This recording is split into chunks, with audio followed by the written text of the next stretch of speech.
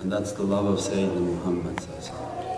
And then we try with all our life and all our breath and all our effort to make salawat on Prophet, to make majlis salih ala Nabi, to make associations that people gather and hear the love of Prophet, the praisings of Prophet, the teachings of Prophet, all of that to show the love of Sayyidina Muhammad. And then Prophet comes into our hearts and into our beings and says that for the love of the Divine to love me, but if you want me to love you, then love my family. Take care of my family, love them, eat with them, pray with them, drink with them. If you take care of them and be with them in dunya, most definitely you are with them in the tables of paradise and the tables in the presence of Sayyidina Muhammad. So then all our life is based on accompanying the ahlul bayt and the inheritors of Prophet by their bloodline, by their lifeline and by their teachings. The people of haqq and sabr, that they are on the way of truth, they have the akhlaq and the character of Sayyidina Muhammad that Allah describes rahmatan lil alameen, that is such a mercy for all the created universe, not as a curser, not as a punisher, not as a destroyer, but as a rahmatan lil alameen, means then they carry the fragrance and the love of Prophet. And the sweetness upon the tongue is from the sweetness from the presence of Sayyidina Muhammad.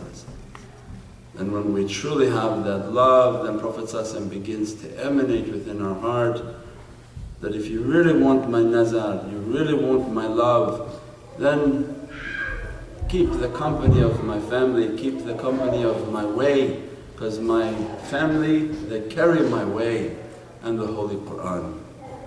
Because the Holy Qur'an becomes our words from Divinely Presence, but also teaching us that the reality of Holy Qur'an doesn't open without the love of Sayyidina Muhammad. Without the love of Sayyidina Muhammad it's furqan. There's different levels of understanding. Means the Holy Qur'an without the love of the Arabic Prophet Sayyidina Muhammad is furqan, a book of right and wrong. So many people open and they see just right and wrong, right and wrong, right and wrong. The love of the Prophet ﷺ begins to emanate within the heart and open the reality of the heart. So when the heart is open, the eyes are looking with the light of the soul, and the words of Holy Qur'an come alive. And the rahmah and the blessings of Holy Qur'an come alive. Every letter has a light, has angels, has realities. Every letter has oceans. And that's what Prophet ﷺ was teaching. That keep my way, keep my family, and keep our holy book, and you should find yourself fragrance with that divine light and with that divine love, and in oceans of bliss. في الدنيا حسنات وآخرة حسنات وقنا عذاب النار. The hasanat that we're asking is not hasanat of money in dunya. They give us, some people interpret hasanat of dunya, oh give me nice cars and homes and money in dunya, and hasanat in akhirah. But Mawlana Shaykh teaching, no, keep the company of the ashraf, the sadat of Sayyidina Muhammad. Ashraf yani highest of the sharif. Was sadat, they are the masters of mankind.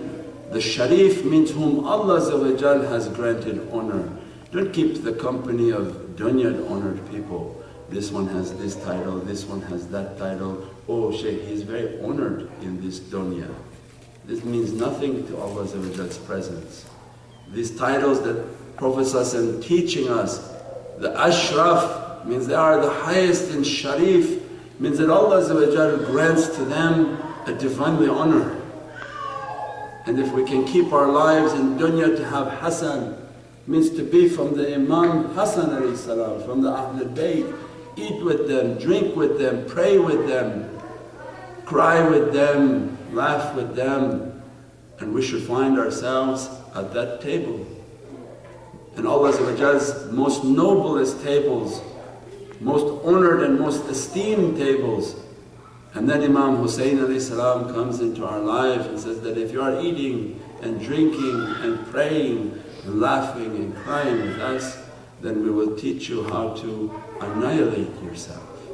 Annihilate and destroy your bad desires, because he is Sayyid al-Shuhada means he is the master of Shuhada. Shuhada not only dying, but to be shuhud means to be witnessing. If you die from your material desires, means that if everything about your physicality is, I want to hear with my ears and see with my eyes. Spiritual teachers come and say, no, leave that. What your ears hear is rubbish, and what our eyes see are garbage and suffering and things of filth. When we leave that, the ears of the soul can be opened, and you can hear the malaika, you can hear your consciousness, you can hear whatever the Divine wants us to hear from the level of the soul. And they come and teach us that martyr yourself in your desires in that sense, so that you can open up your hearing, open up your seeing, open up your breathing and your tasting, so that you are using the senses of the soul, and not only the sense of the body, but the hasanat fi dunya wa hasanat fi akhirah, means use your body as a means to enter into the reality of your soul. Don't separate the two and say, I'm going to have fun with my body, throw it in the grave, and then God help me with my soul. But they teach us, use your body to enter into the reality of hasanat fi akhirah wa qina adhab an-nar, and to be safe from the fires of difficulty. Means then by keeping these understandings and keeping these ways and keeping the company of the family of Prophet ﷺ, then we are gaining the love and the respect of Prophet ﷺ. The Prophet ﷺ teaching through many hadiths that whatever you do for them, even you feed them, take care of them, watch over them, your account is with me, and I will take care of you on the day that you need taking care of. So our whole lives we searched for ahlul bayt, keep the company of ahlul bayt, love them, take care of them, make our whole focus to be with them, and they are carrying the light of rahmatan lil alameen. Inshallah, we pray that our hearts open more and more, and that these divinely lights bless us and dress us with all their difficulties they endured. They paved the way for us of gold, so easy that we can all leave, get in our nice cars, go eat something and drink. Just you have to ask and it comes to you. No suffering and no difficulty. And all we're approaching is, we're asking to approach the ruhaniyat. There's two roads on the path of reality. You can take the path of ruhaniyat through love and tolerance. You open your heart and say, Ya Rabbi, I want to approach you through love. I want to approach you through tolerance. Let the people whirl, let the people be happy, let them eat what they want to eat. We are gathering on the way of love and asking our hearts to open, dress me from love. And then there is tariq al-nafsani, the way of the crushing of the nafs. Means those that don't want the loving and pampered way, Allah will give them the difficult way. The nafsani is a difficult process of everything having to be crushed, and everything and every obstacle that blocking us from our reality, the Divine will begin to crush. If we are sitting in this circle, we already have a calling from Divine. You cannot be in this circle if an email didn't come to your soul and to my soul.